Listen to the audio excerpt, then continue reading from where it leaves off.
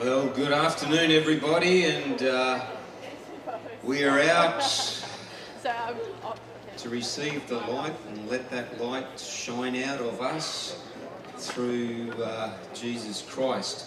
I've been asked to tell those outside the tent that they're missing out on something. And those who are in the cafe, well, at least you can hear. And but those outside, we would encourage you to come in. I'm obedient to those who tell me to make these such announcements. We're here this afternoon to do two things. The first thing is to celebrate what God has done amongst us in the last few years. And we will reflect on some stories, some opportunities where we've made the most of what God has done with the gifts and abilities He has given us. But the past is the past. We can't go back there. Yes, it can encourage us and inspire us, but it's the past. And so what we are hoping is that when you hear and see and sense and feel how God has led in the past, that will continue to inspire and motivate and God do His work within us, because we have the opportunity to create the future. God knows the future. And we're His people, and we're His servants. And in a war, we're His soldiers. In a kingdom, we're His subjects. In a church, we're His members. But in a movement, we're His disciple-making disciples. And that's what we're here to keep focused on. Becoming a disciple-making movement. And I'm going to share a text which I've shared already and you've seen on the screen every day.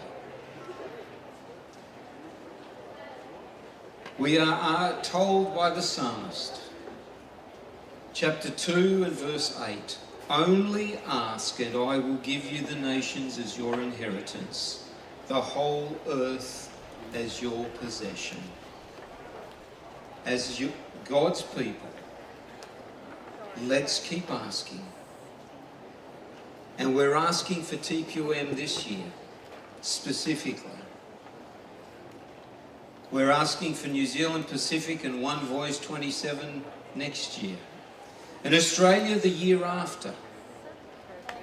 And Papua New Guinea, and then Southern Asia Pacific.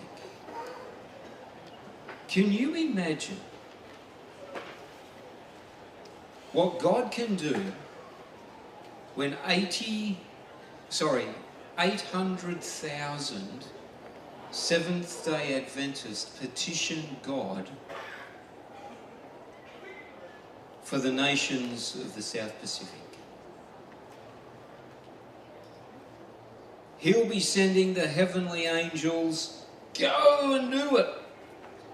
And the Holy Spirit will come upon us. All we have to do is ask. Amen. And the future is up to God and us as we work together. May we be blessed as we have this afternoon meeting.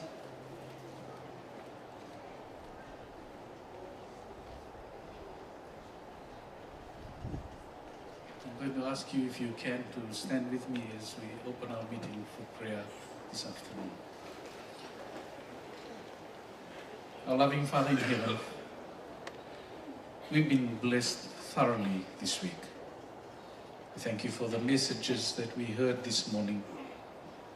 And Lord, when we stop, pause and remember who we are, that in 1863, just over 160 years ago, you raised up the Last Day movement.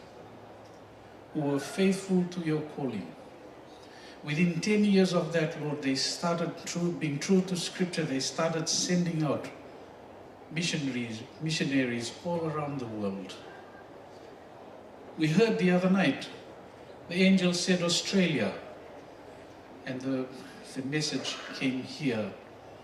And Lord, today we stand on the shoulders of those brave missionaries who sacrificially followed your calling and your leading. We have much to celebrate. We have much to say thank you for. But today, Lord, as we sit here this afternoon and contemplate the plans that you have inspired, that's gone through a process, Lord, I pray that you will be with us and bless us each one, especially those who will be standing up, those who you have appointed for now to lead in various places. We pray, please, in Jesus' name. Amen.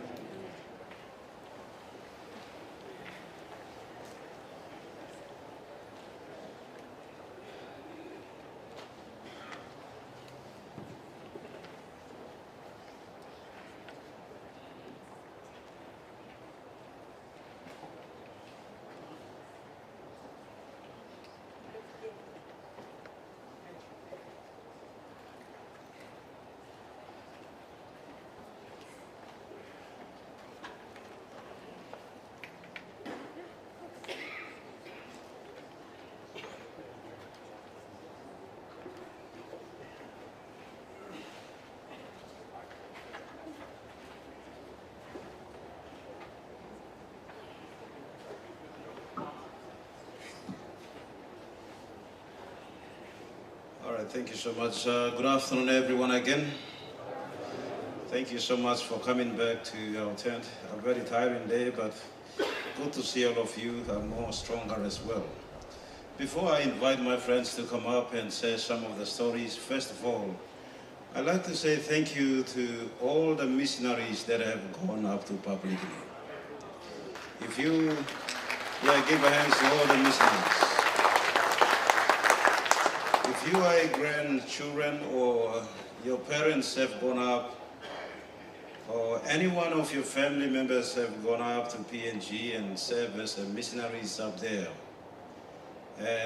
or you've grown up or you live around there and be part of the movement that's happening there, I just want to take this time to say thank you. On behalf of the 623,000 Seventh-day Adventist Church up in PNG, we want to say thank you. Thank you for the missionaries from Australia. Thank you for the missionaries from the Fiji. Thank you for the missionaries from the Solomon Islands. Thank you for the missionaries from Vanuatu. Thank you for the missionaries from Samoa and Tonga and many other Pacific Island countries, and the other European missionaries who've gone out to PNG to serve during the difficult times. I just want to, on behalf of the church in PNG, we want to acknowledge their contribution and their work up there. It was such a difficult time they served up there, and to have the church grow that way is something that we are very grateful and appreciative of. I'm told that I've got 5 years and 5 minutes, not 5 years. I wish I had 5 years to talk to all of you. Yeah? I've got 5 minutes, and within that 5 minutes, let me try to run down very quickly on some of the things that I wanted to speak to us. So I wanted to put this one quickly. I'm not sure how this one goes. We still maintain the I Will Go strategy up in PNG, and the church right across the country still maintain total member involvement and I Will Go. And the work that happens there basically happens around those sort of themes, the strategies that the General Conference has put forward as well. The timekeepers, don't give me extra 1 minute because this one is not working. So I've been clicking here, and so just be mindful of this. Integrated for mission. So we are also talking about the integration part of it, where the Adventist Church right across the country wanted to be integrated. And at this stage, we're working with institutions like PAU that we're trying to integrate and work together, and other places like EDRA, the schools. So our institutions out there at this stage, we wanted to be integrated, moving forward in the next continuum, or in this continuum as well. And of course, we also embrace the grounded in the Bible and focus on the mission. Is a team that P&G, we've launched this one out. We call the administrators, orientations and councils. We call all the advisories, and this is something that is going right across the country. I don't have the luxury of sharing more photos, but you can see some of the AI photos there that gives you some glimpse of what it is. But we are rolling this one out right across the country. And SPD knows what's happening up there, and thank you SPD for supporting us as well. This is the main strategy that we have there, and we are not going to talk on all those strategies. These are key alignments and partners that we have that we wanted to work with, including our division and all the stakeholders that we have. This is the SPD strategy that we have, and that is embedded in our major plans that we have. I'm not going to give you all of this, but one of the goals that we have is holistically mature and a thriving union by 2030. That's a theme that's going around, and that is the goal that the church in PNG wanted to achieve. So we wanted to be a thriving Adventist movement, living our hope in Jesus and transforming the Pacific. So that's basically PNG, and we still maintain the missions that we have. And I want to say some of these as part of making disciples. We've got one of the strategies to go beyond the boundaries. And already we have sent 3 missionaries that are serving along PNG borders. There's one female teacher who is serving in, or she's gonna travel next week to East Timor as a teacher. So we sort of sent in missionaries as part of the sermons that we had. And we are not only wanted to become receiver of the gospel, but this time we wanted to become the messengers. We want to send out missionaries as well. We also wanted to send another 20 people to Indonesians. That's why you see our 2 friends from Indonesia that are here. We send in missionaries. About 20 volunteers would be going out, and we're working towards that. So basically that's what we trying to do there. And 2 minutes is not enough for Papua New Guinea. If you want to give time to Papua New Guinea, give 1 hour is enough. So I understand what Mallory is doing there, but next time give 1 hour to Papua New Guinea if you want to get the full story of what's happening there. I'm not hearing any amen for this. So our key strategies that we drive here, this is part of the mission strategies that we drive. And small group is something that we wanted to work on. And small group has turned into the new church plants. Over 10,000 church plants have been planted based on these small groups, and that's something that we wanted to empower and start working on again. We also have plans in the area of service, where we wanted to improve the way we do ministry and touch lives of people as well. And there are many other things in the health space as well we wanted to engage in, and my time is up. We wanted to develop more leaders as well. And in the month of next month, we're supposed to have this one in April, but in May, we wanted to have about 20 people. We put them into MA course as part of our leadership development plan for the mission, because we are more into integration of the mission. So that's what we are doing.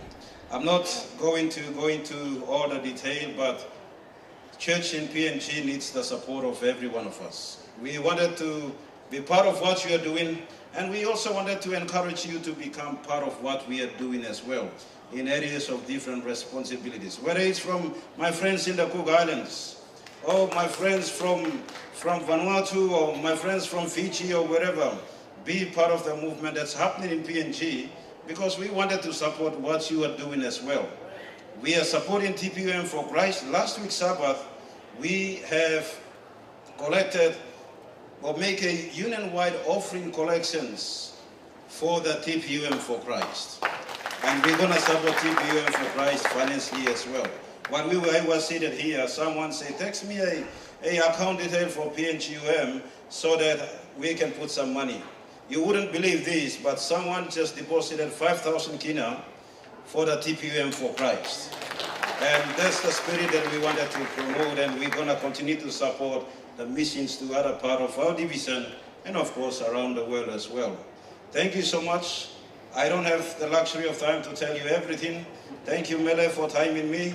But next time, give me 1 hour. Thank you. Well, thank you very much, Pastor Danny. It's always great to have you up here talking on behalf of the wonderful country of Papua New Guinea, the land of the unexpected, which is a fantastic thing, and the unexpected for Danny today was 7 minutes.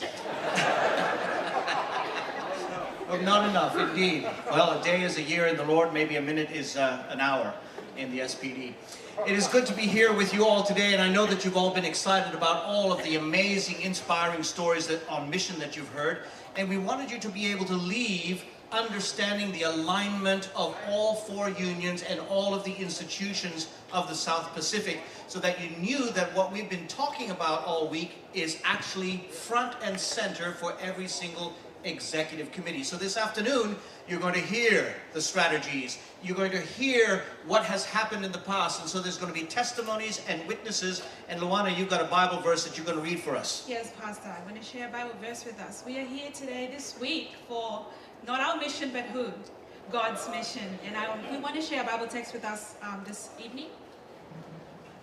From the book of Acts, Acts chapter 1 and verses 8, it says, "But you will receive power when the Holy Spirit comes upon you, and you will be witnesses telling people about me everywhere, in Jerusalem, throughout Judah, in Samaria, and to the ends of the earth." Or should I say, throughout the South Pacific division and beyond. Amen. I think that our president said that this was the ends of the earth, or somebody said it was the ends of the earth. Clearly, they've never been to the South Pacific. It's so good that we're at the ends of the earth because it means most people can't come and see us. Amen. Amen. We have been able to actually have our own culture, and we've got a tremendous culture here in the South Pacific, because look around at the different colors, the different cultures, the different ways that we express ourselves, and yet we're still happy and excited to see one another and greet each other with a hug. Not a holy kiss, because handsafe would be concerned, but a hug. And it's very important for us to be involved like this because we love one another and we care for one another. You've just heard from Papua New Guinea, and now you're going to hear from the Trans-Pacific Union, I think, or is it going to be Adventist Media? There's going to be a video. Fantastic. Thank you very much, Olivia. Thank you very much for the techies who are doing a brilliant job for us. And thank you, Luan. I can only imagine. Only imagine when that day comes and I find myself standing in the sun. I can only imagine. Surrounded by your glory, what will my heart feel when I sing hallelujah? People speaking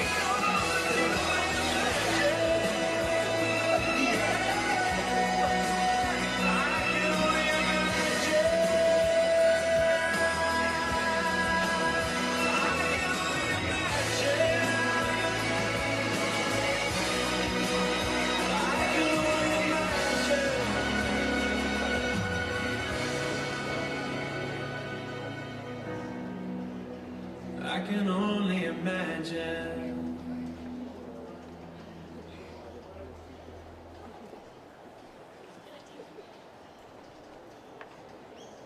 We imagined that God would send His Holy Spirit and do amazing things, and in Papua New Guinea for Christ, we saw that.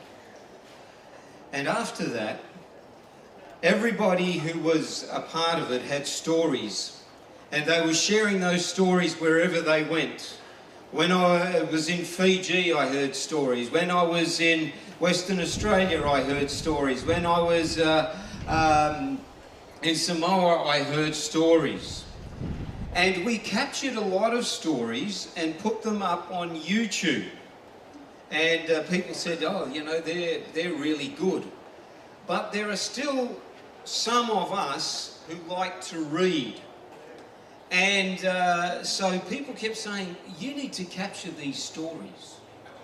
And so Tracy Bridcut from South Pacific Division Communication, she put together this particular book, and you've all received a free copy as you've come in. This is for you to take back and share the stories with other people to help inspire and encourage them. Now, is Pastor Thomas Ben here? He is, but I don't know whether he's in the meeting, and he's been caught out if he isn't. In this book is a story that is called Clarence. And it's written by Albert Jerry, who is a elder of the Port Hedland Church in Western Australia, where he went to Northern Milne Bay in PNG for Christ. Now, by the way, the stories are not just from Papua New Guinea. There are others from all over the Pacific.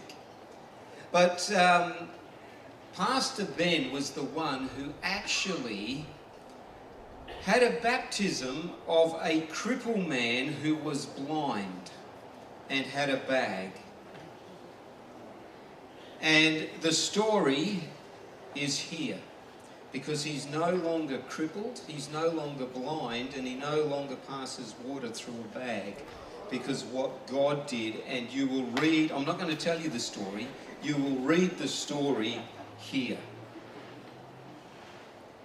Pastor Danny, because most of the stories come from Papua New Guinea, as we actually launch this book, who's been written by many of you and many others, we are going to dedicate it to the missionary spirit of our pioneers and for those who are going to Trans-Pacific this year, because we hope to have another book and more YouTube clips and that to share so that the world knows what God's doing here in the South Pacific. So Pastor Danny, would you please pray? All right, let's pray and dedicate this book. Our dear Heavenly Father, we come before your presence this afternoon to say thank you for what you are doing in touching lives of people. Thank you for your engagement. Thank you for your involvement in saving lives. Thank you for your involvement to help people to get to know even you better. Thank you for your engagement to grow the faith of people who are doing ministries. Thank you for what you are doing in PNG and across the Pacific, of bringing people back to yourself. This is a book that has the record, the stories of your saving activity. This is a book that has the record of what you are doing so that others, when they read, can be inspired to do more in what they are doing and can also find you in the stories that have been written. Thank you for the authors who have contributed. Thank you for those authors who have seen your handiwork, have experienced you, and some of them in difficult times. They have experienced you and they have seen you working, and they have written down these stories. May you bless them that their faith can continue to grow. Their trust, their confidence in you can continue to grow more matured in serving you. I also pray for those that they have involved in connecting with people, identifying their needs, ministering to their needs, and bringing those people back to you. Lord, we pray for those people who are involved in this book. Blessings of the Almighty God rest upon them. May this book and whoever reads this book touches their life so that they too can be a missionary in serving other people in wherever they are. For we ask this prayer in Jesus' wonderful name. Amen. And can I tell you, the first group to get this book were the North American Division Union presidents and officers, because when they visited us this year, they said, your mission stories inspire us. We want this in North America.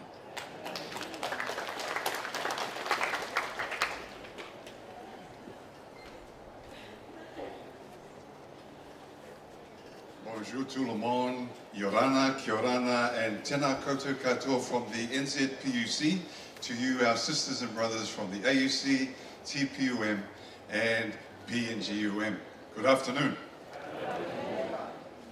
We have 3 stories for you from the NZPUC this afternoon, from Pastor Eric Tulafor, President for the Cook Islands Mission, Pastor Adrian Webster, the President for the North New Zealand Conference, and also with him is Pastor Mosa, Papatoetoe Church in the North New Zealand Conference, who will be sharing with him, and then alongside him, Senior Pastor from New Caledonia Mission, Pastor Nelson Castle, and also Church Pastor Jean-Michel, who will be sharing for you this afternoon 3 3-minute stories, and 3 minutes in New Zealand is 3 minutes.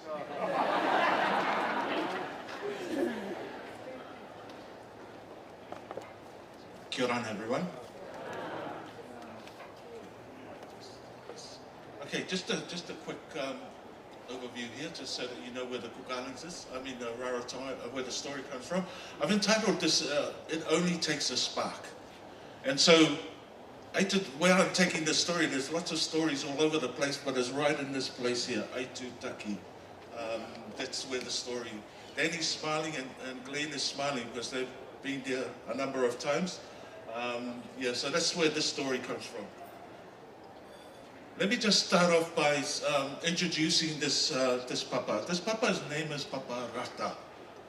He owns accommodation over in Aitutaki. Unfortunately, he doesn't have very strong views of the Seventh-day Adventist Church when he first started. Just listen to when I get to the end of the story. He didn't have very strong views of the Seventh-day Adventist Church, and yet he lived right next door to one. He lived right next door to the Seventh-day Adventist Church. And so every Sabbath, he'll be raking his rubbish, cleaning up, because the rest of the week he's at his accommodation sorting that area out. And so while he's outside and working inside, guess what he was listening to? He could hear the preaching, he could hear the prayers, he could hear the singing from this church.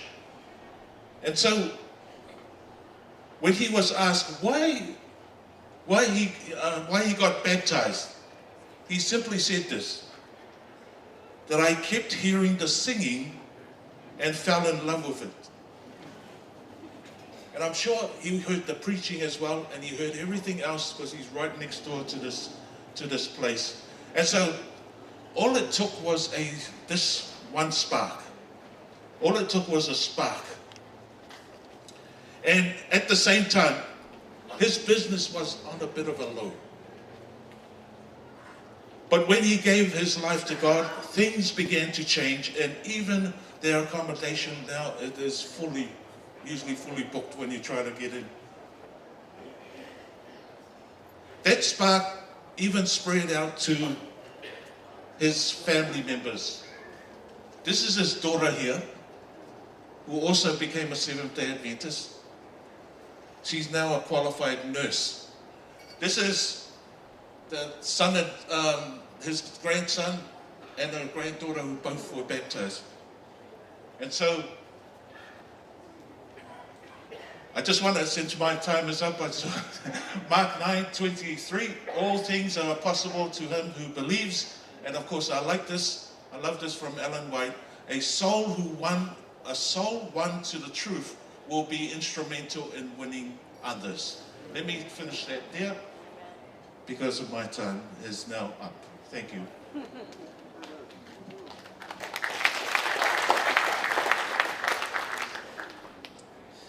Good afternoon, everybody. This is Pastor Mosa Mafilio. You've heard him sing before. He's going to tell you the story of a lady by the name of Tonga. Kia ora whānau. This is Tonga. She's a new member to our church. She was scrolling through Facebook one evening. She came across an ad that connected her through our social media to the website. She then registered. I got a notification on my phone. I gave her a call and said, we look forward to seeing you at church this Sabbath.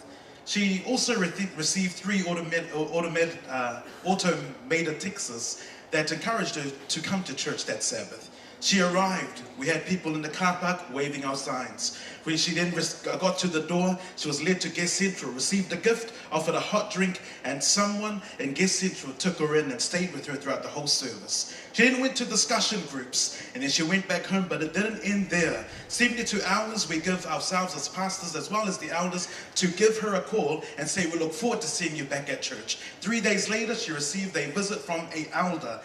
Where she is today, she's now serving in our community dining space, serving 300 locals food and clothing every single week. She came back because she felt she belonged. She's now preparing for baptism. She belonged. That's why she came back. 2027, as you know, is our turn for special focus.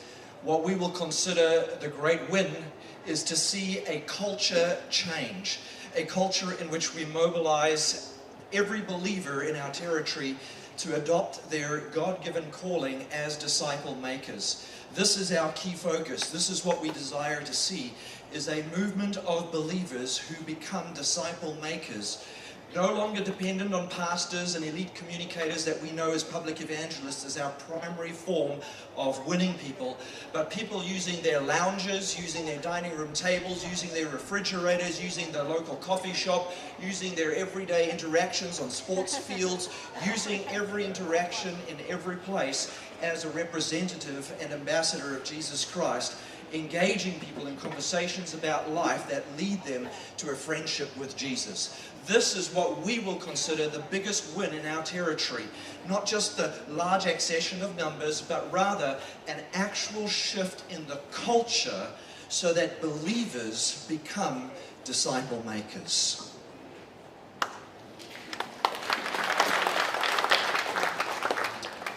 Okay, good afternoon and happy Sabbath. This afternoon I will let Nestor Jean-Michel will share his testimony. I heard Pastor Eddie said he's a pastor, he's an elder. I think you have already prophesied, maybe you will come pastor soon. So I will let him sharing his testimony. Good afternoon. J'aimerais vous donner la vision que nous partageons en Nouvelle-Calédonie. I want to share the vision that we have in New Caledonia. En Nouvelle-Calédonie, vous avez 6 pasteurs. In New Caledonia, we have only 6 pastors. 4 pasteurs à plein temps. 4 pastors in a full time. 2 pasteurs à mi-temps. And half-time pastor, two of them. Notre désir, c'est de voir la Calédonie for Christ. Our pleasure is to find, to see Caledonia, New Caledonia for Christ. Alors, bien sûr, comment est-ce que nous avons pu faire en sorte que le message puisse être apporté dans la Calédonie, ainsi que les îles Loyauté? We did our part so that the message will go through the whole New Caledonia and also the mainland and the islands. Donc la mission avec les pasteurs ont décidé de former les laïcs pour que aujourd'hui, eh bien, ce n'est plus les pasteurs qui sont au niveau des groupes, qui sont responsables au niveau des groupes, mais ce sont les laïcs qui aujourd'hui dirigent ces groupes-là. Today, with our strategy, we want to equip all the elders and all the lay people to do the work. And this is how we do ministry in New Caledonia actually. Et Dieu nous bénit, merci. And God bless you, and thank you very much for your prayers.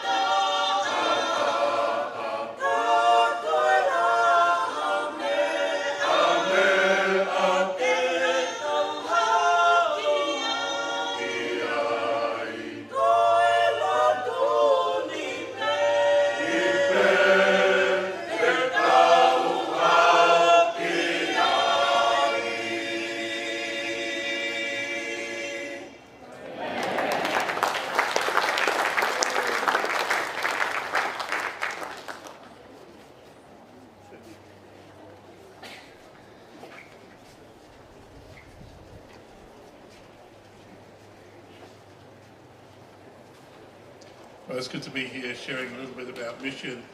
I want to share to you a little bit this afternoon about mission at Sanitarium. You know, 128 years ago, Willie White recorded in the Union Minutes, which was a predecessor of the division, that the time had come for the establishment of the Health Food Department. And you know, Sanitarium came into existence for one reason, and that was to support the mission of the church.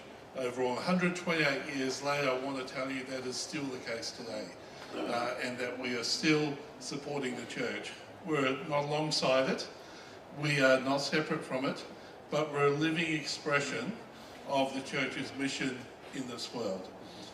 And so, our purpose is simple: changing lives every day through whole person health. It's not a slogan, it's a responsibility that we have. It's integral to who we are.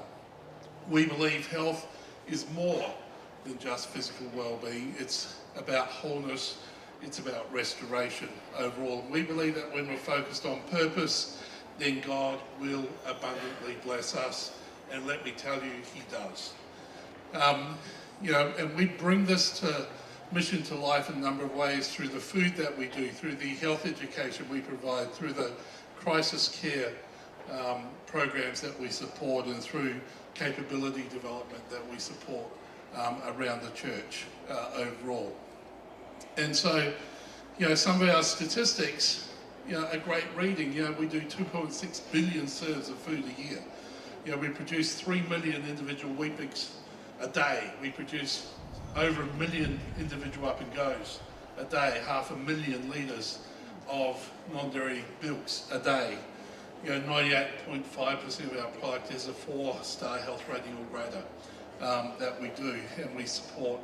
Last year we supported 14 million serves of product to charity, but those numbers are just numbers. The underlying blessing, the underlying story is a story of abundant blessing and of continual blessing across our history over the last 128 years. Let me share some stories that underpin those numbers. You know, in 2000, Kellogg's had 53% market share and we had 9%. That was 25 years ago. Today, we're the market leader with 33% and Kellogg's have 28%. Our two competitors, Nestle are the largest food company in the world. Kellogg, I think, was the 10th largest before it was split up. Let me tell you, that does not happen in the food industry.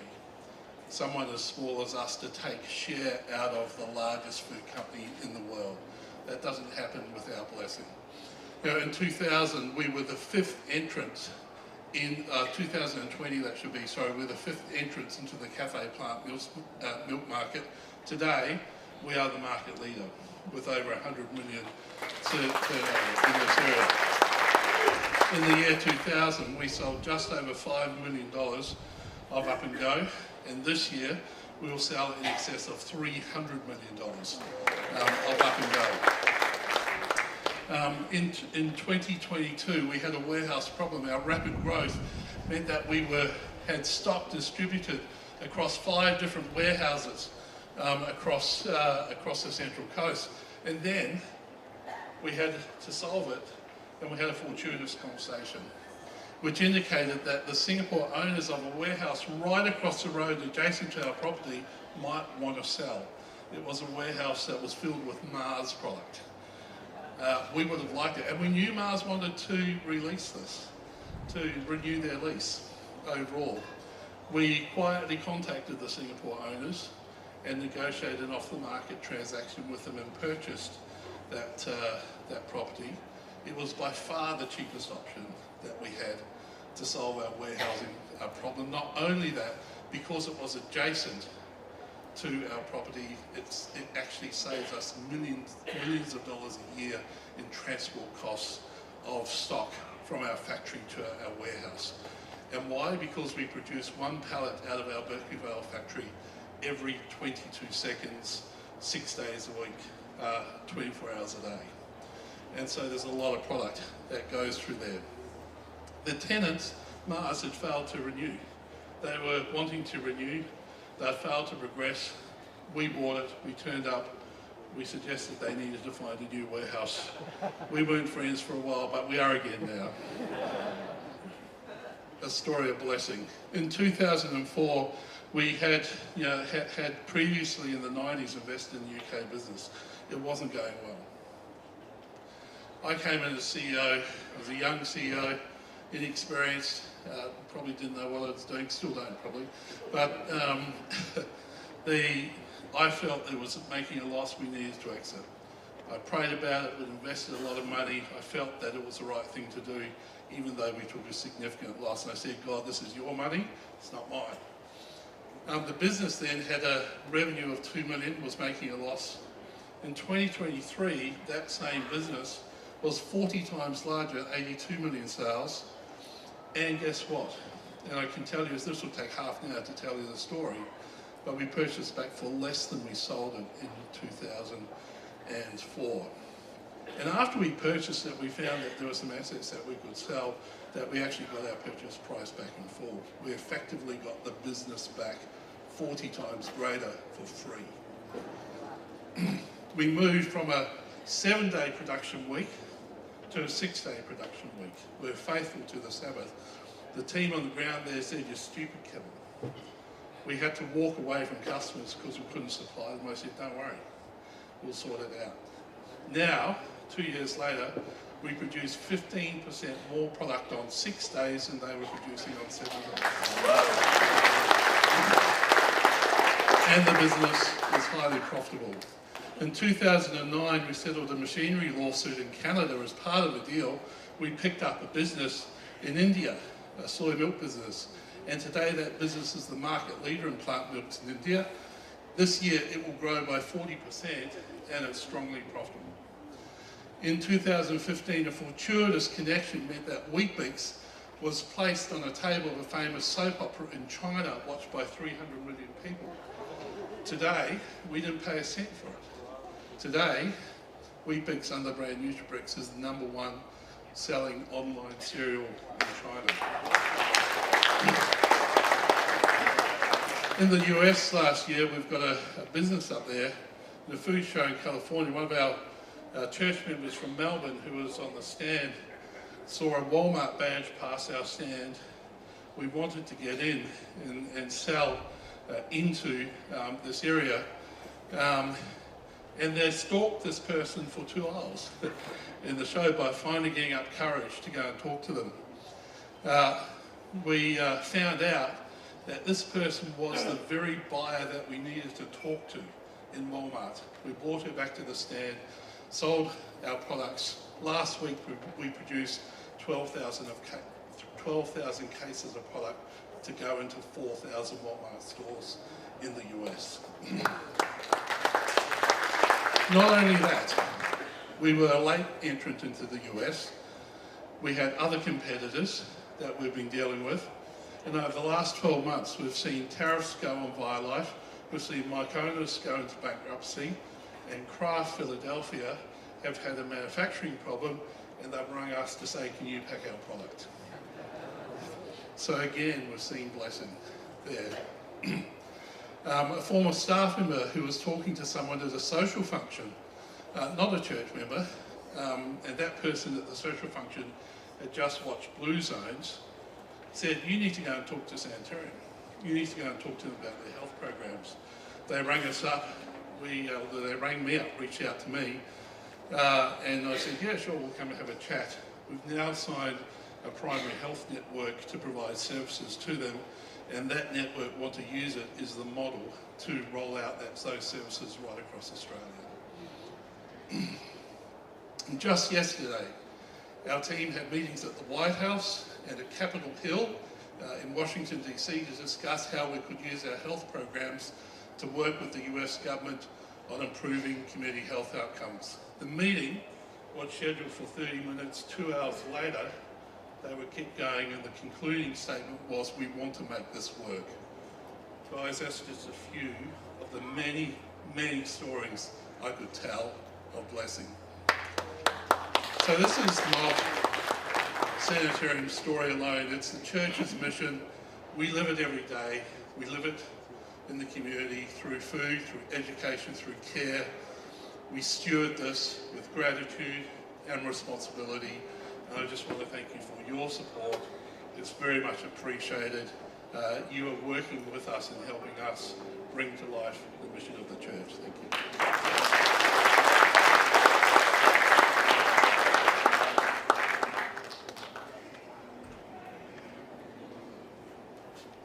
Good afternoon. I have two objectives for the time that I've got with you. I tend to skew towards the Danny Phillip time interpretation, but the two things I want to do, I want to share with you Adventist Healthcare, Sydney Adventist Hospital's mission, its impact, and the blessings that God gives to our organisation. And the second thing is we're going to launch a book, which you've already got in your hands. Please don't distract yourselves by flicking into it now. But we're going to tell you a bit about that book and dedicate it this afternoon as well, called God of the Gaps. So the mission for Adventist Healthcare, the SAN, is Christianity in action. Caring for the body, mind and spirit of our patients, our colleagues, our community and ourselves. And that's the mission that we aim to deliver every day in interactions with patients, with colleagues, and with our community. Alan White says that healthcare is an agency through which the truth can be presented to non-believers, and they will reason that if we have such good ideas in regard to healthcare, there must be something in our religious beliefs that's worth investigation. Can I tell you that in Sydney, the largest city in our division, hundreds of thousands of people know about and know of the Seventh-day Adventist Church because of interactions with Sydney Adventist Hospital. I'm going to show you a short video. Since 1903, the SAN has been living out its mission to care for every dimension of your health. Inspired by the vision of Alan White, we've brought groundbreaking ideas to Australia from right across the world. Sowing the seeds of faith through healing, and redefining what a private hospital can be. There have been more milestones in our journey than we can count. In 1979, we became the first private hospital in Australia to perform advanced cardiac surgery, transforming healthcare in New South Wales. In the 90s, we opened the door to the first emergency department in a private setting. And they've stayed open ever since. We've welcomed over 100,000 new humans into our world, restored motion to hundreds of thousands of joints, kept over 120,000 hearts beating strong, handled 500,000 emergencies, sent millions of patients safely home. At the same time, we've taught our community that good healthcare means more than just physical well-being. It means social, mental, and spiritual well-being too. None of the SAN's remarkable achievements would have been possible without our equally remarkable people. The hundreds of thousands of medical staff, chaplains, and volunteers who have walked these wards for over a century, giving our patients a glimpse of God's kindness through compassionate care. The SAN-trained nurses who have served all over the world for over 100 years, extending Christ's healing ministry near and far. The SAN Foundation and our donors who have raised over $80 million for our hospital. And the Adventist Church, who have made our existence possible and have been with us every step of the way. Together, we've overcome challenges that seemed insurmountable, transforming healthcare for the better, while fulfilling God's mission. Because at the SAN, your whole health is our whole purpose.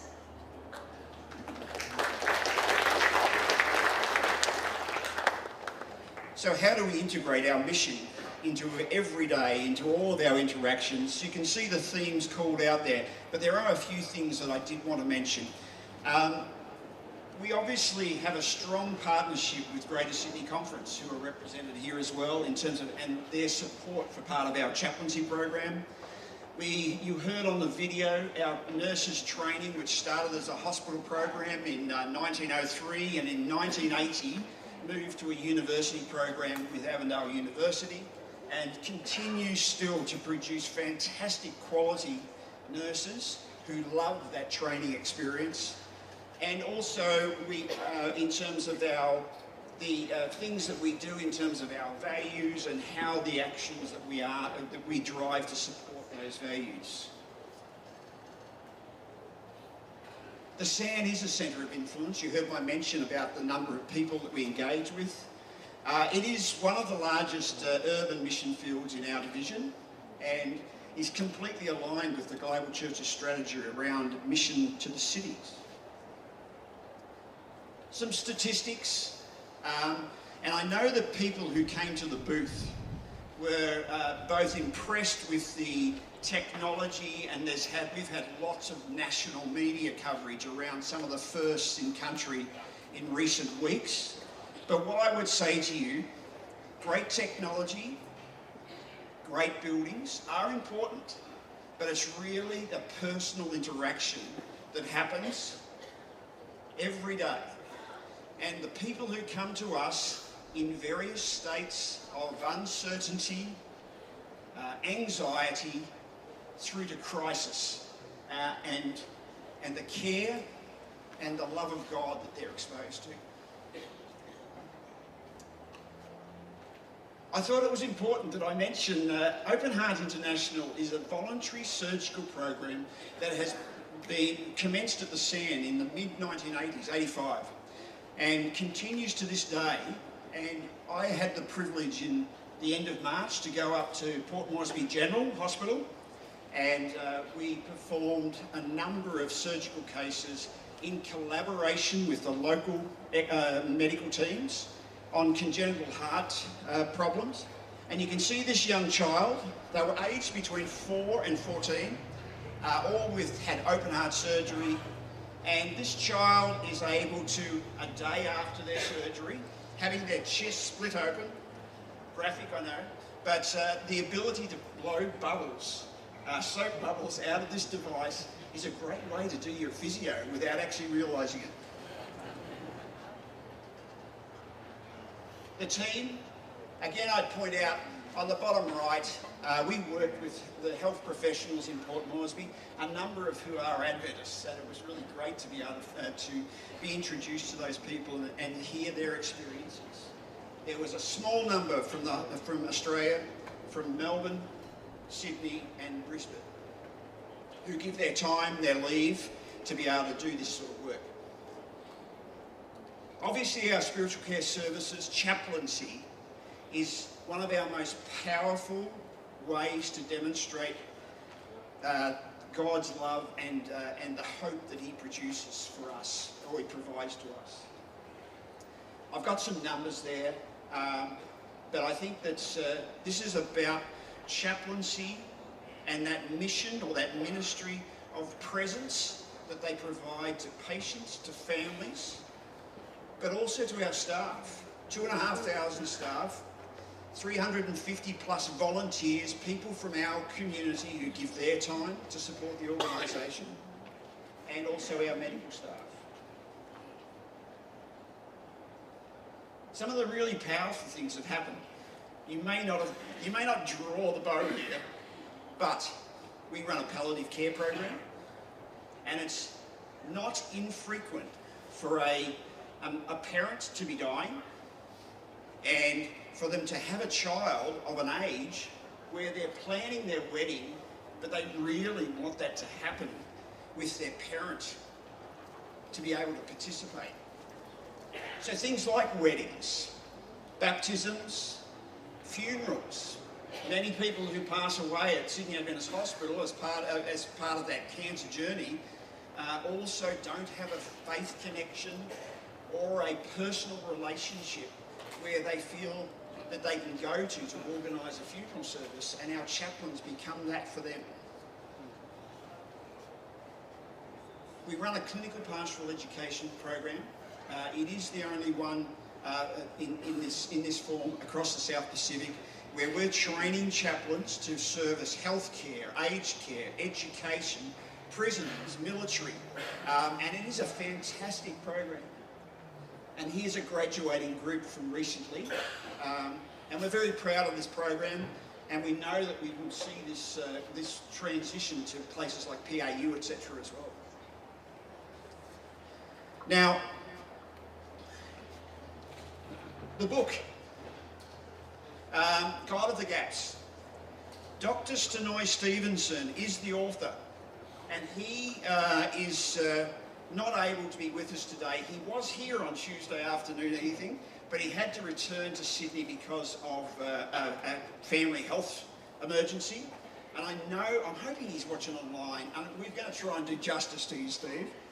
But this book, please read it, because once you start, I'm confident you won't be able to put it down. And if you're able to do it with a dry eye, well, I think there's something happening, because they are powerful stories about the ministry of presence. And I'm actually going to hand over to Denise, who's going to pick an excerpt to be able to do that for Steve. And I'm going to say to Danny, she's a Goroka girl, and she's my wife. So, thank you. I have the privilege of sharing some thoughts from Stenoy, and he's really sorry that he can't be here, and we're sorry we miss him. And this book, God of the Gaps, tells the largely unseen, unheard and undocumented stories of chaplains, spiritual care ambassadors and our nurses and staff who meet patients where they're at, in their suffering, in their illness.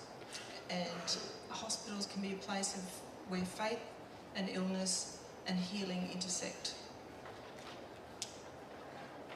I'll share a little excerpt from one of Steve's stories, and I won't have the time to tell you the whole chapter. You'll have to look forward to that yourself. But he's talking about a family who presented to emergency care at the SAN when he was on call chaplain, and this poor family had just had a terrible car accident where their 2-year-old daughter suffered devastating, life-threatening illnesses. And I'll just read a little bit from it. The parents stood around little Piper's bed, holding her hands. Suddenly, her father fell to his knees, sobbing. I went down on my knees beside him, I, being Steve Stenoy, and I held his hands as he leaned on my shoulder and cried. Moments later, while we were still on the floor, he leaned over to me and said, Steve, can you sing? Sing? I wasn't sure what he was getting at. He repeated, yes, sing. Can you sing that song? You know, the one that everyone sings. Amazing Grace. It took a while for Stenoy to find the courage to sing. He had to compose himself and try to remove the emotion from his voice, and then he began to sing Amazing Grace. And in his words, I sang Amazing Grace as I had never sung it before. The family kept asking me to sing it over and over as they said their goodbyes to little Piper. And I sang Amazing Grace 7 times. I encourage you to read this book, and I hope it encourages you in your daily journey to meet people where they're at. I'm now going to ask Pastor Terry to say a prayer of dedication, and there'll be one slide after that. Let's pray together. Lord, we just thank you for Steve and the ministry of the 17 chaplains who work at the Sydney Adventist Hospital. The importance of their work cannot be overrepresented. All of us have probably had a family member who's gone there, or a family member who has been a student there. And we know, Father, with 100,000 babies coming into the world through the SAN and many others who are saved, knee replacements, hip replacements, heart attacks, and so on, that this is a special place. We pray, Lord, that you'll bless this book as it goes out and as it heals people who are hurting, people who have no hope, people who are anxious. And we pray, Father, for anointing on those chaplains and on the staff, and that the Holy Spirit may dwell in Sydney Adventist Hospital and throughout its community. In your name, Jesus. Amen. We would love to invite you to join us as prayer partners.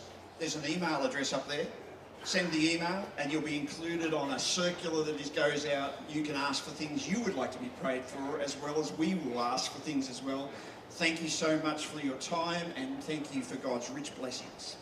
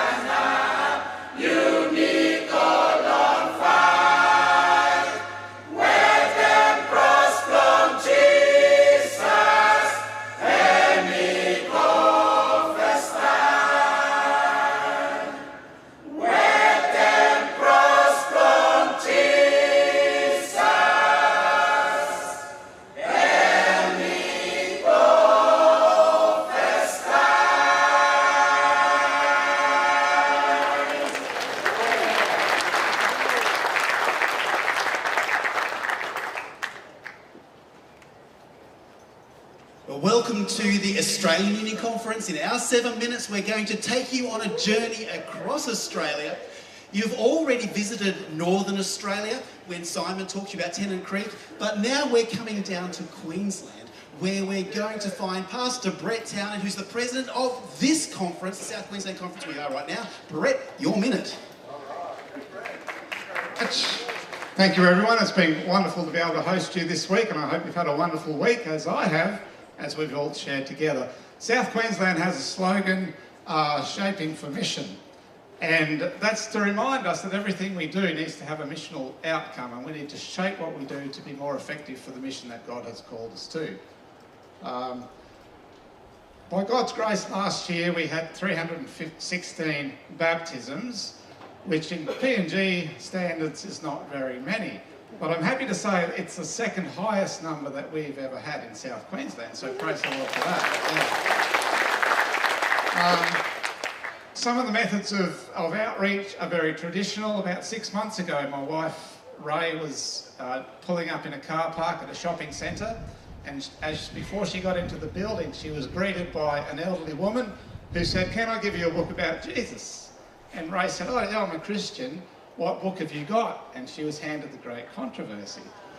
About 2 months later, we were at Lydia's church and we sat down at lunch and unpacked the story. Every morning, she gets on the train with 20 Great Controversies, and when she's given those 20 Great Controversies out, her day is done and she heads home. Sometimes it takes an hour, sometimes it takes all day.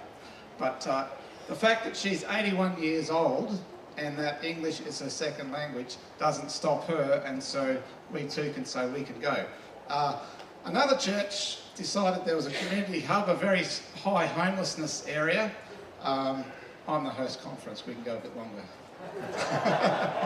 Anyway, they said, what can we do for our community? And high homelessness, and they had some barbers in the church, and so they set up a hair and care ministry, and on the first and third Thursday nights each month, they cut hair for the homeless and those that are in need down there. Sometimes giving out Sanitarium products too, Kevin, and gives them an opportunity to speak the love of Jesus into the lives of others. Thank you, Brett. Now we head down to Greater Sydney because we skipped North New South Wales. You met them on the first night when we did the Byron Bay story, but Nadell Manners, the CFO Greater Sydney. So for Chrissy, an Asian, non-Christian person who is living here in Sydney for study, decided that she would do some Googling, and that was her spark into Christianity.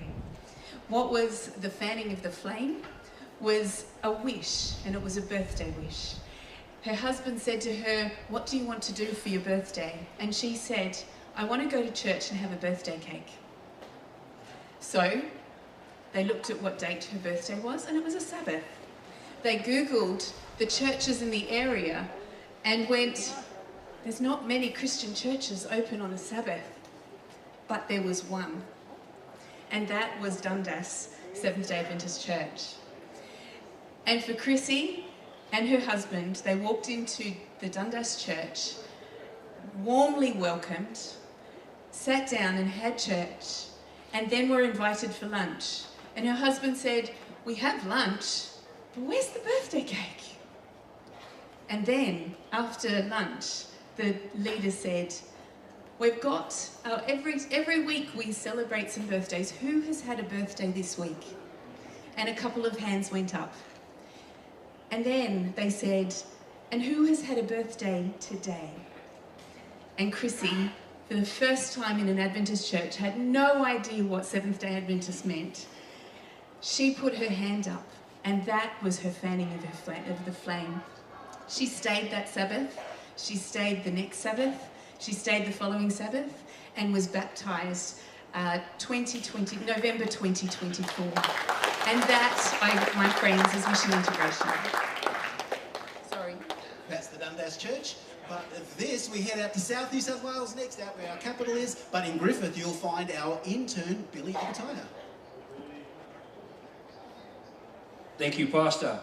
In 2025, last year, we released our strategic plan, simply called Solid, not fancy. Basically, we're talking about we have to be solid in the basics before we can be fancy.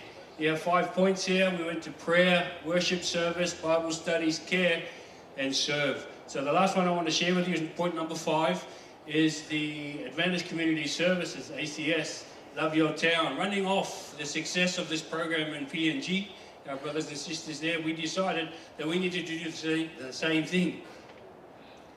Our presence in the community, not only as a church, but as a branding. We want to get the branding out there, the logo.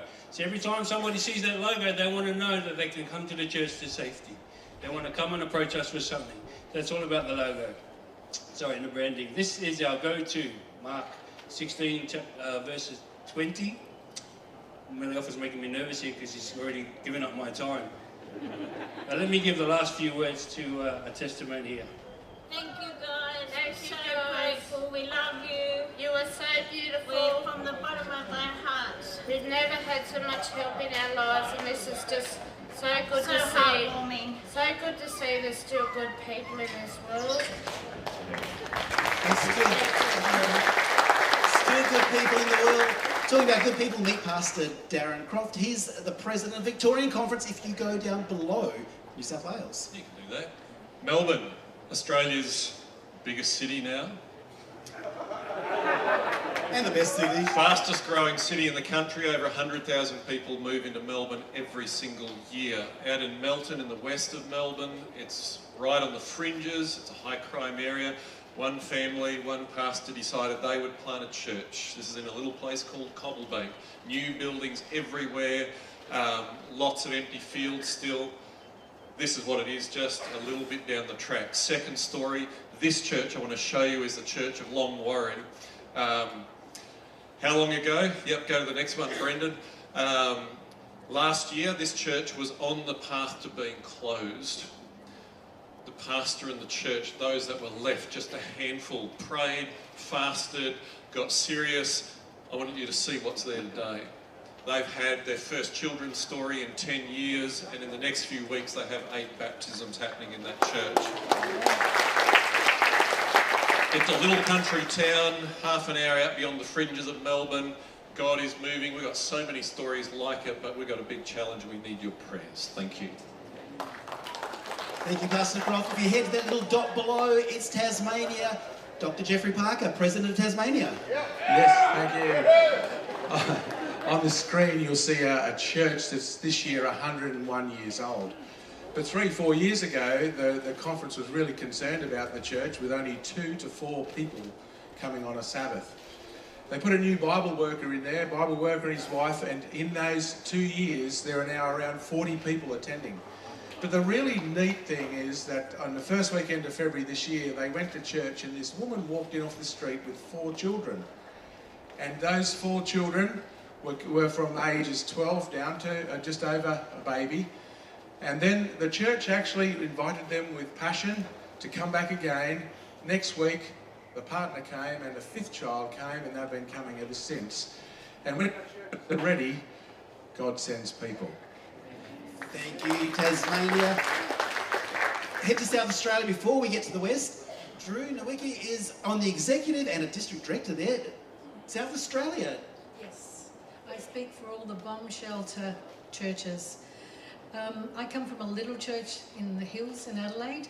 When I joined that church and moved to that church, there was only 8 people and 2 children. I was one of those 8.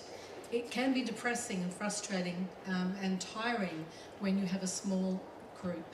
And visitors came to our church. It was a high day. In 2023, we decided while we were waiting for our new pastor to come and join us, that we would, as a leadership team, do the paradigm shift with Pavel Goya. That was inspirational. We learned that we couldn't just say, please bless our church. We needed to be intentional and specific. So we said, Lord, we need children. This is our membership today. He sent us a family with 6 children who had been listening to Faith FM. They just walked into our church. He sent us 2 families with 4 children altogether that just walked into our church. They were truth-seeking. They wanted more. They stayed. The people that have come have stayed. He sent us 7 births in 12 months. In 18 months, we had a huge church and adventurers group. This is our 2nd year. What are the lessons we learned? We learned that you need to prepare your church. If your church has not surrendered, opened its heart to people and given 100% to God, God will not send people to you. We learned that nothing without prayer will work. You want a mission miracle? Pray. Be specific and intentional. We have a need for a mission-minded minister. Please, ministers, that is you and leaders. If you are not mission-minded, please find another vocation. And if you are a leader in your church that doesn't have a mission-minded minister, step up. Public evangelism is an important tool in the tool belt for your church. Small groups work. They nourish and provide a safe place for seekers. And people truly are seeking for God. Their hearts are burning with fire for Him. Please help them find Jesus. And we still have Western Australia. I want to introduce the executive. Let's go, Ben, the president of the West Australian Conference, Pastor. Last but not least, in Western Australia, we believe that Seventh-day Adventists, when we are at our best, we are a people of hope with a message of hope. And I want to share just briefly, because I've only got 1 minute, a story where we're bringing hope to a particular group of people in Western Australia. So at the beginning of last year, we called Pastor Vikram and his wife Leah and their 3 children from Victoria to Perth, and we gave them an assignment. We said, we want you to plant a church in the northern suburbs of Perth. This is a major growth area. We'd like to have more presence there. We want to bring the hope of Jesus to the communities in the northern part of Perth. Very broad scope. We said, we'll pray about it, you pray about it, and God gave them a vision. He gave them a vision, a clear burden, and it was growing out of an experience they were having with their own son, who is neurodiverse, and they said, we need to reach neurodiverse kids and their families with the hope of Jesus. And so they created what they call the Sensational Church, and they launched in September last year, and the whole experience, worship, discipleship, everything is designed around meeting the needs of neurodiverse kids and their families. And if you can meet those needs, you can meet the needs of everyone. It's a thriving community, and the really exciting part is just this last month in April, 2 new Sensational Church plants were launched, one in the south of Perth and one in Cape Town, South Africa. And so God has been doing incredible things for His ministry. It's not only gone from the north of Perth to the south of Perth, but it's also going international, sharing the hope of Jesus with every believer and every community. Thank you. Stan, thank you for touring Australia. AUC, integrated for mission. And we love Avondale.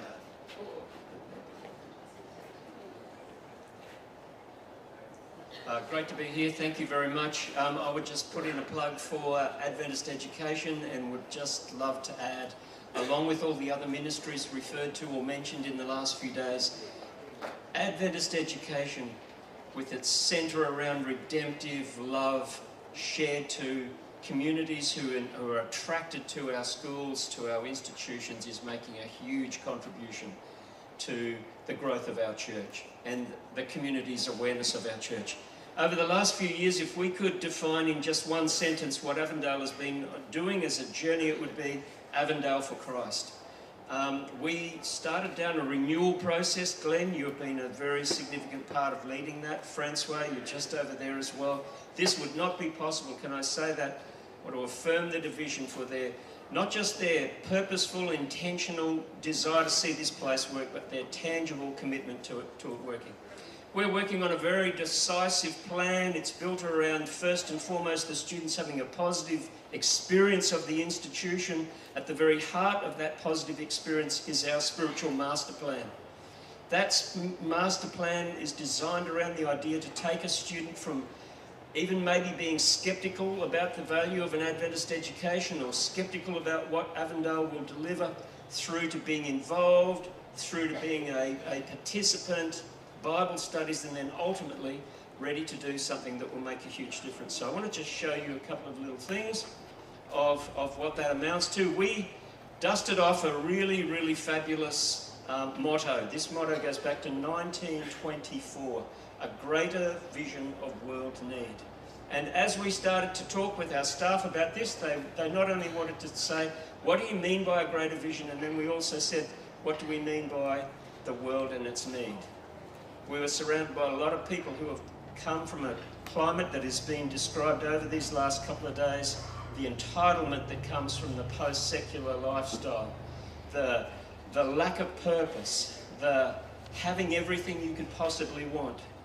And in the last couple of years, there is a movement of young people who are not satisfied to have things and have a purposeless life. There are people who want to have purpose, they want to do something that matters, and they are looking for something that is really, really solid in their life, and they're looking for the faith that will connect them to God in order to do that. And I want to just show you how powerful that journey can be. We have centered this discussion here. Now, I know I'm not to get off topic. Quick story.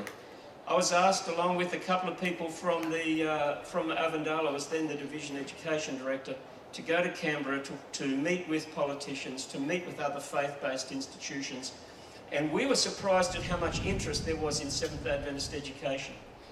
And it's because of our diplomatic and political connections, probably.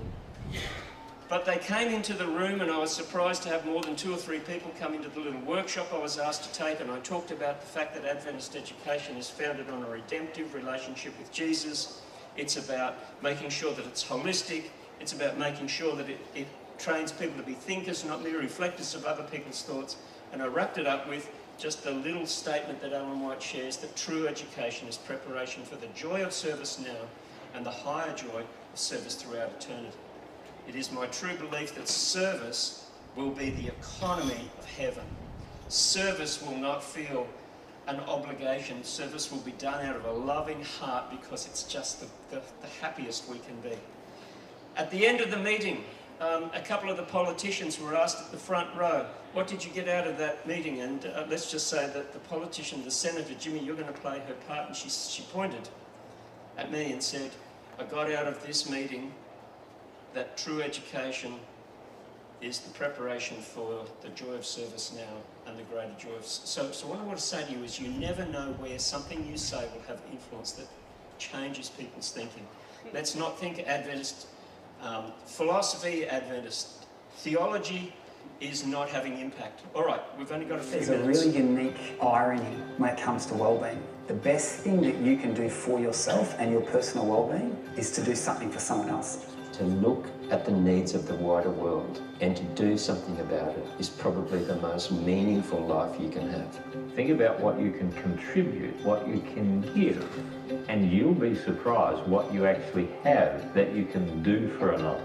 We have all of these social problems that need to be solved, and it is a completely legitimate thing to believe that you can change something in the world. I think Tolkien said that courage is often found in the most unlikely of places. Inside of every one of us, there is a strength to change things around us. We're inviting people to change the world one patient at a time, one student at a time, one client at a time, one business at a time. This is what actually brings meaning, satisfaction, and joy. Because if there's anything that the world needs, it's people who are willing to provide disinterested service. And if ever we needed students to be change makers in their context, it's now. You are powerful individually, you're unbelievably powerful collectively. Don't lose that passion for wanting to make a positive change. Think about the long game and don't be afraid to put in the hard yards to get there. Never stop believing in your ability to make change.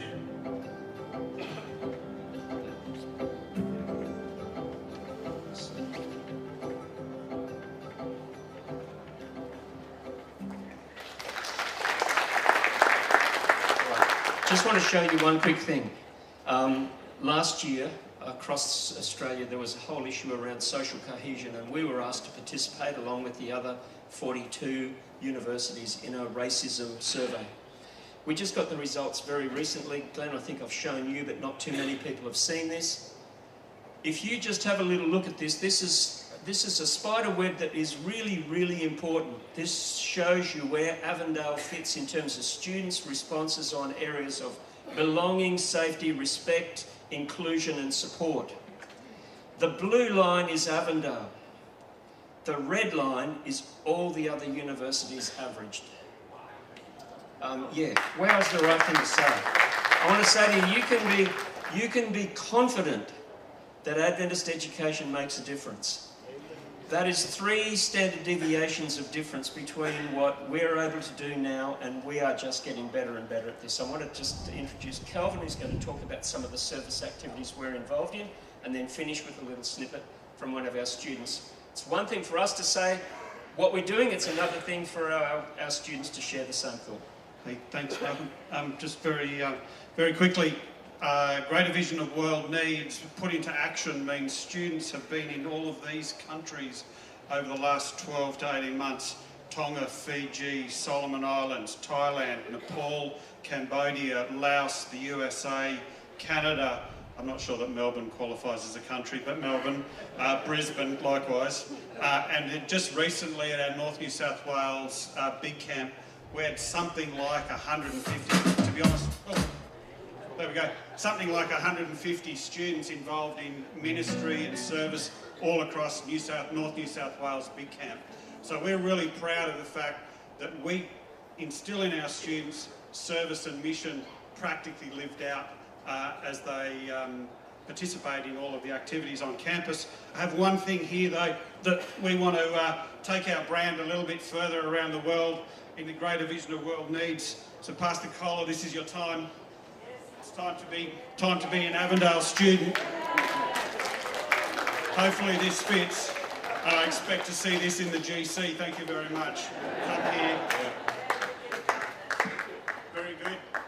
So we look forward to Pastor Kohler wearing this hoodie, hopefully it fits, into the GC and all around the world, living out our Greater Vision of World Needs. We know we don't now have time to show you the student video, but let me just say at the end of the Festival of Faith, which is only a couple of weeks ago, we had the interest cards went around, and when you filter out the couple of people who say I'm interested in, a free KFC bucket or something, there were 280 Bible study requests, 58 baptism requests, and 166 students who said, I want to go beyond my Bible studies, beyond my baptism, to be a disciple maker. I want a project that the church can show me, and I want to get involved in it. That is what we've got ahead of us. Glenn, that's the challenge we now have, is that the power that will come from all these campaigns is we'll have people who want to get out and do something. So let's make sure that we can meet that need. Pastor Kohler, you don't need to keep that hoodie on, it's too hot.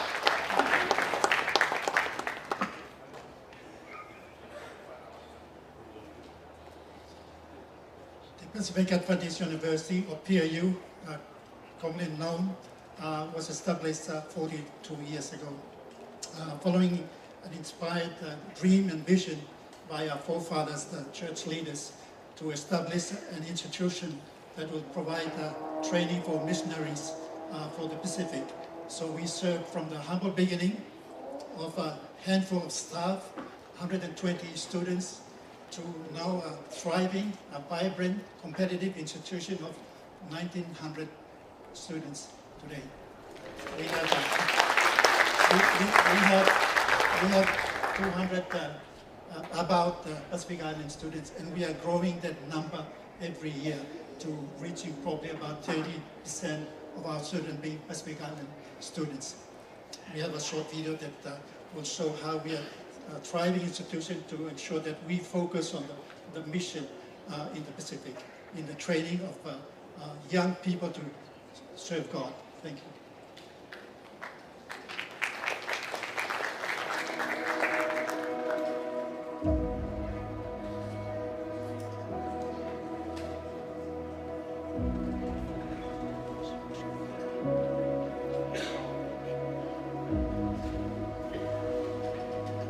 Pacific Adventist University, mission is more than a statement, it is a calling. Calling to educate, to transform, and above all to serve. Here is our mission in action. Mission begins in the heart. Through a week of prayer, lives were touched and decisions were made to follow Christ, culminating in the baptism of 22 individuals, most of them students. Beyond the campus, our students carry this mission into the nearby community during Global Youth Day, sharing hope through literature, health, education, and prayer. Weekly worship services are a vital part of university life, bringing students and staff together in praise and reflection and meditating on the Word of God. Each gathering strengthens faith, builds community, and reminds us of our shared purpose. Through these regular moments of worship, hearts are renewed and lives are continually inspired for service. Mission is love in action. Through the Bicycle Border Ministry initiated by Pastor Obed Yamasombi, students and staff have joined this ministry to reach communities across the border in Indonesia. Our students are actively engaged in community service projects, responding to real needs with compassion and commitment. Through their practicum projects, students apply what they learn to real-world settings, serving in schools, clinics, churches, and communities, transforming knowledge into meaningful impact. And through our wellness program in partnership with Elia Wellness and 10,000 Tones, we are helping individuals living with type 2 diabetes take steps towards healing and restoration through the 12-week diabetes clinical program. Mission also means expanding access to education. With the launch of our online program in partnership with Caledonia University, we are breaking barriers, bringing quality education to more learners than ever before. Our reach now extends beyond borders with programs delivered in Vanuatu, particularly in education and nursing. We have been recognized by the Vanuatu Qualification Authority as an overseas training provider. This blessed privilege provides another platform to be utilized for the mission of the church. Collaboration strengthens mission through research partnership with Adventist University and the successful hosting of Theology Conference alongside Fulton Adventist University and Sonoma Adventist College. We are contributing to knowledge, dialogue, and leadership in the Pacific. We believe that mission is not only for school, so by strengthening our collaborations with our sister institutions, we are able to learn from each other and to work cohesively. At Pacific Adventist University, mission is not an objective to achieve, but it is also a lifestyle to be lived each day. We will keep striving to educate minds and endeavor to transform lives. We will support the mission of the church by upholding our school motto, Educate to Serve.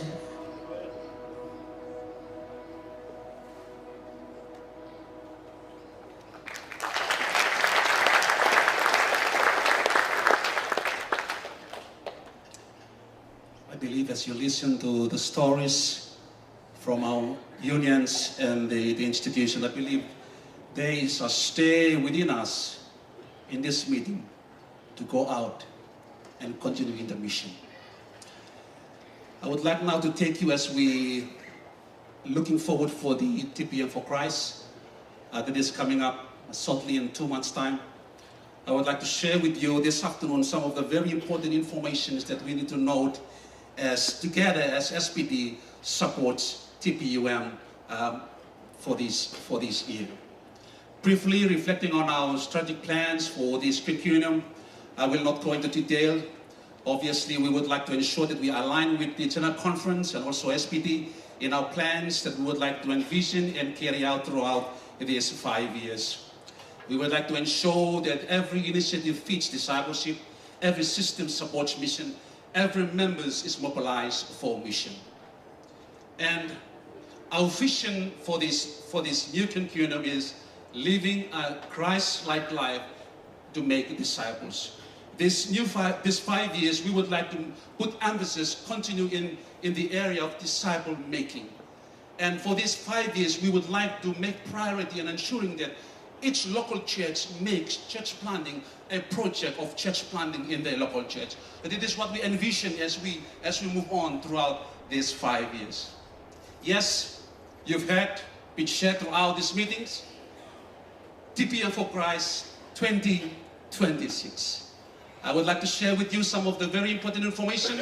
You will look at the screen, you will note the countries that we will be having our meeting during the month of July, and also the countries that we will be having our meeting during the month of August. You can see on the screen here, and I would like to say thank you. Thank you unions, thank you institutions for supporting us in ensuring that comes the 2 months we will have meetings across the Trans-Pacific Union Mission. This table is important. This stats is updated as of Sunday last week. You will look at this at the table. It highlights to you the number of sites, 1,000 plus sites for TPUM for Christ. We've got local sites stands at 200, 500 plus. We've got international sites with about 500 plus international sites. We have already confirmed how many speakers, international speakers? 539 preachers are confirmed for the international sites. We've got 28 yet to confirm. I believe this week there's been discussions going on from the IPE, from Pastor Lyle Southwell. They are working on that, and I believe that number is already sorted out during this week. Furthermore, we'd like to thank Fulton, our institution, also supporting us in TPUM for Christ. 12 lecturers from Fulton who will be preaching around the district of Nanti. We've also, in terms of resourcing, I would like to say thank you to Science Publishing for supporting us with resources. Having made mention of that, I would like to thank each union and the support from individuals who are supporting us in one way or the other.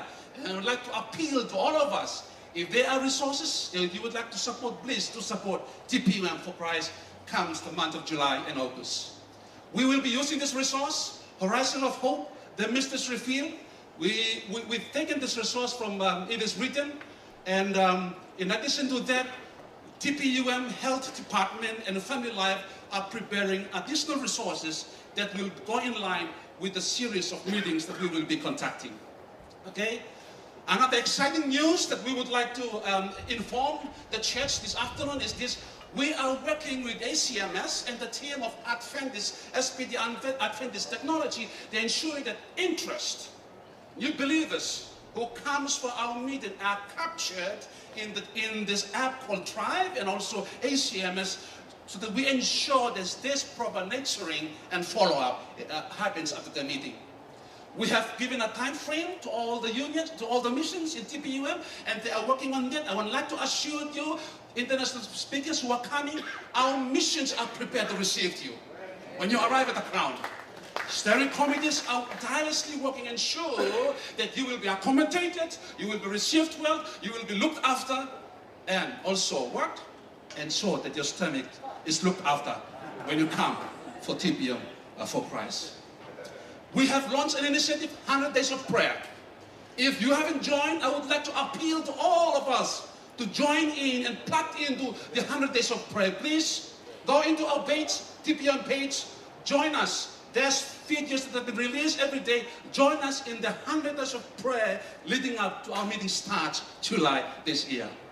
On that note, I would like to thank you on behalf of the Trans-Pacific Union Mission. I would like to say thank you for the offering collection that was done today during our service. More than that, I want TPUM delegates who are here. Let's give a round of applause for Papua New Guinea Union Mission for the offering collected last Sabbath and April 25 to support us for our meetings. By the grace of God, we would like to see total member involvement. Every organized church runs an evangelistic meeting. New church plants entered in new areas. New baptized members are nurtured, assimilated, and retained in the church. Psalms 2 and verse 8. Together, I would like to join Pastor Glenn, and I would like to appeal to all of us. Let us continue to pray. Ask me, and I will make the 11 nations in TPUM your inheritance, the ends of the earth your possession. Continue to pray. Looking forward to see you all. TPUM for Christ, July and August.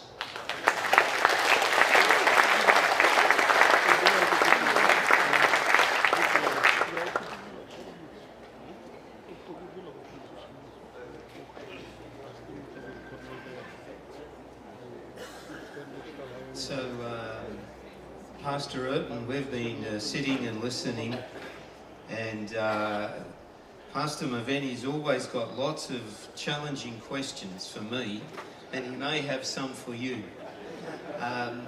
But as you've been here with us this week, and you've just heard a whole lot more mission news, what's something that you will go away with as an impression of South Pacific and South Pacific for Christ? Well, I think that yesterday I mentioned something at the beginning of the message in the evening, some impressions that I have from this meeting and from the project that we are organizing. Number one, I was very impressed with the focus on the mission. I know that as leaders of the church, you have many concerns, many issues to manage, many situations to coordinate, but I can see that in the South Pacific Division and in a meeting like this, you are prioritizing what is really important. That's the mission of the church. We can't forget that this is our call. All other issues, they are here to serve the mission. If they are not serving the mission, they need to be reevaluated. And I believe that the focus of this meeting was very clear. It was highlighted all the time. We didn't distract here. It's important for me. And I will highlight only a second one. And I already mentioned that, and I'd like to emphasize it. The spirit of integration that I saw among all of you. You know, integration is just a word that I like, but I say unity or any other word. I can see that you are working together. I didn't see flags here. I didn't see defenses here. I didn't see people protesting here for country A, B, or C. I saw everyone defending the same flag, the kingdom of heaven. Everybody working for the same cause, the mission of the church. If you do that, the miracles will multiply among you.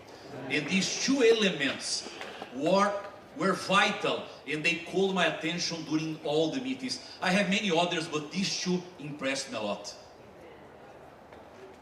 Excuse me. Maybe I will ask a negative question. Yeah, since that he is very positive. Talk about positive things. Yeah, what would be the main challenge of working with Glenn? I mean, what is the main, looking at the worldwide... How many hours we have to talk about it? What are the main challenge worldwide that you see as the main challenge that the church is facing? Well, I can highlight at least 3 elements that we have as a worldwide church. Number one is to work for our unity, and this is the reason why I always like to emphasize the word integration, because I believe that the word unity in some areas, it's a very challenged word. It was misused in the past and people are not open to talk about it. But when we talk about integration, we are talking about something that is almost the same, but in a different way. It's a challenge for us to bring everyone together. We have a lot of nationalism, tribalism, and political issues and polarization. One of our challenges is to bring the church together. And what you had here is a great example for us around the world. Number 2 is to keep the focus on the mission. We have a lot of things distracting us, dividing us. And I believe, I was talking with Terry, I think that yesterday about that. I believe that the mission is the best remedy for our diseases. If we are focused on the mission, many of our problems will disappear by themselves, and others will be easier to be resolved if we have a clear focus. Allow me to tell something. During the years that I worked in Brazil, we had many mission projects there. And I remember one day when I was visiting a local church in the northeast part of the country. I preached there. After the meeting, an elder of the church came to talk with me and said, "Pastor, let me tell you something. For years we heard about the initiatives of the church, but our local church decided to not follow that because we don't believe that it's for us. you don't understand our reality, it will not be the best for our community, and all those speeches that usually you know, when people have some excuses to avoid to be part of something that belongs to all. But he told me 3 years ago, we decided to make an experiment. And we decided to be part of the mission movement of the church and the call that you had for all of us. And we started to participate. Now is the 3rd year that we are working together with the church. We forgot all those speeches, our community, our ideas, our plans, our flags, and we decided to move forward together with the church. Let me tell you something. Our church committees in the past, they were a war. We had a lot of confusion. We took hours to decide something. It's amazing to see that after we started to work together with the church, focus on the mission, we can see the result in the attendance of the church, the spirit of our church meetings, church committees, and I have a conclusion, told me the elder. Mission brings people together. And it's happening in our local church. And that was, you know, it's a very simple situation, but it called my attention. When we are focused on the mission, many of our problems will be resolved naturally. Or again, it will be easier to resolve them. And the third one, just to highlight 3, I think that we have a lot of challenge with our identity globally. We need to be reminded that we are the remnant of the book of Revelation. We are not here to be one more in the evangelical world. We respect everyone, but we have a special call. And we need to identify what is this call, our commitment to the call. We need to be faithful to the call, represent the call with love and respect wherever we are. But we are facing some challenges in many places of the world where we would like to be much more evangelical than Adventist, much more committed to the community than committed to our principles. And I believe that as a church, we need to find a balance on that and keep strong the identity that the Lord entrusted to us. It doesn't make us a people that will be hated by the community. We can be faithful to our principles and love the community, because when we are faithful to what the Lord entrusted to us, we will love people, but we will represent Christ's character in our love. We represent the message that He entrusted to us in that relationship. And I believe that we need to strengthen a little bit more this balance in our identity as well. Yeah. Well, we won't let Pastor... Yes, agree. I won't let Pastor Maveni ask another question now. But it's good to stop him now. Yes. Yeah. I will stop too.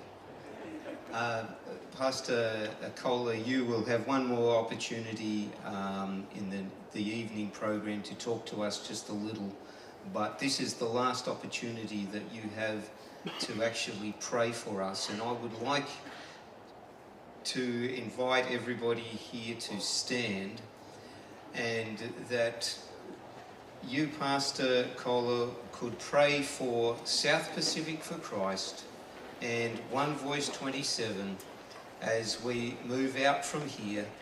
And then after that, we have 3 hours to fellowship and come back at 7. And don't forget, 5, that's true, 5 for a very short closing Sabbath. But then 7 for the evening program, which we won't keep you long. And it will be, let me just tell you, I will be giving you opportunity to share your praise and thanks to God for what He's doing in your life, but it's going to be done in 1 or 2 sentences only. And so just think about that. It's going to be run like a session. There'll be microphones in the aisles, and if you want to give glory to God, you will come to there. So I'm just giving you some time to think about how you may want to do that. Thank you for your prayer. May I invite my wife to come with me? Sure. Usually I'm alone here. She was at the back. I don't know if she's still here or not. Adrian, you are here. Usually you can see me alone here, preaching and moving and walking. and she's praying for me, she's with me, and I'd like to have her participating in this closing prayer. Our Heavenly Father, thank you for the privilege that we had to be together all these days here. Not only for meetings, for training, but you invite us to come, to be part of SPD for Christ, but more than that, to renew our commitment to mission and integration, or integration for mission. Thank you for these meetings. Thank you for the positive spirit that we have among us. The commitment to work together, to do everything to support each other, to be focused on the mission, to reach those who are around us, and to be prepared to see Jesus coming soon in the clouds of heaven. I'd like to ask special blessings, dear Lord, for all the projects that are related to SPD for Christ, especially this year with the Trans-Pacific Union Mission. We just heard about their project. They're organizing everything. They will be the first in the list. Give them blessings from heaven. Send the Holy Spirit to open hearts, to motivate and to help the preparation of the preachers and the local churches. And maybe Trans-Pacific for Christ could be the beginning of something bigger. We really believe that what we had here these days was just the beginning of something that we can't imagine where it will go. But we trust on you, and we can go together to see the results of this integration for mission. Be with SPD for Christ, be with Pastor Glenn, Pastor Maveni, the leaders of the division, every union, local conference, local mission, local church, and every member of your church. We place all of them, we place all of us into your hand. Send us the Holy Spirit to be with us, to give us the power that we need to represent you, to preach about you, and to be all together for South Pacific for Christ and for the One Voice 27 as well. We pray and we thank you because we trust you. In Jesus' name, amen.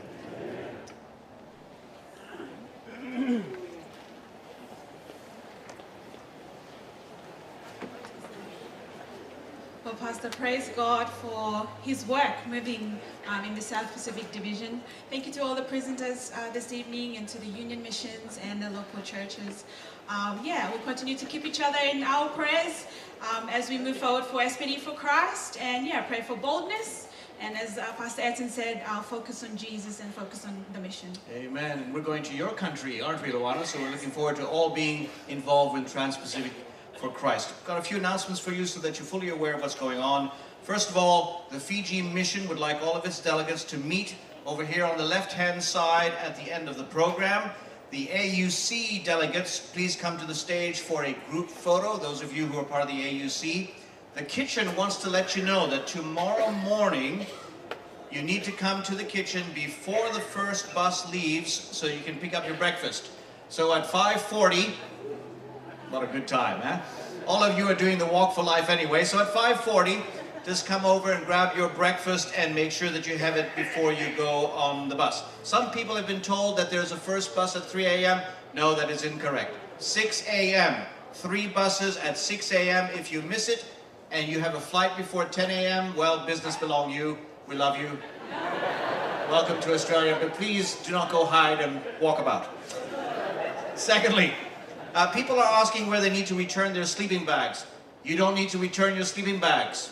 You can take them home, please, including the sheets and the pillowcases and whatever else you can find from around the place that is not tied down. Not the tent. Oh yeah, not the tent. Thank you, Luana, not the tent. You can't take the tent. Those of you who know about the sleeping bags, they're rated to -10 degrees, so the only place that they'll be of any value is Chimbu Mission. The rest of you, good luck. May the Lord bless you and keep you. We'll see you at 5 o'clock to close the Sabbath. We've got a very short special program for you. We hope that you return. Have a wonderful time of celebration and fellowship.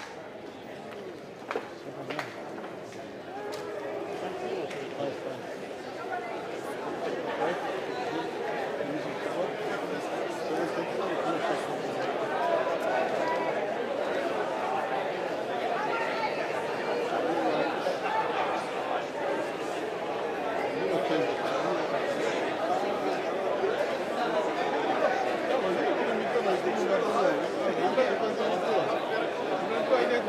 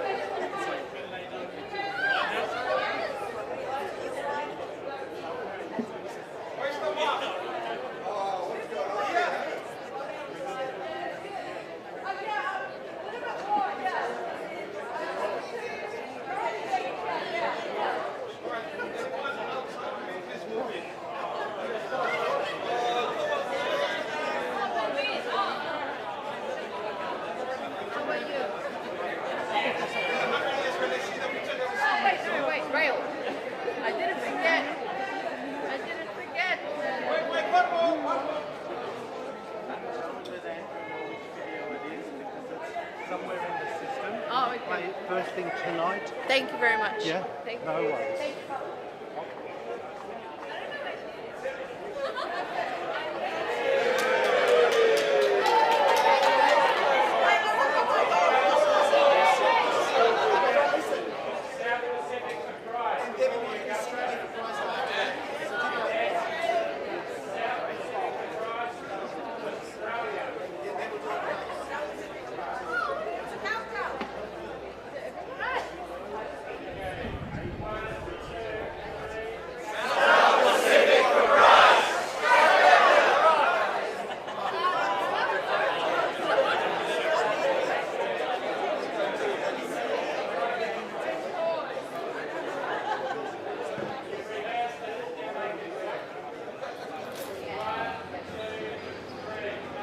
And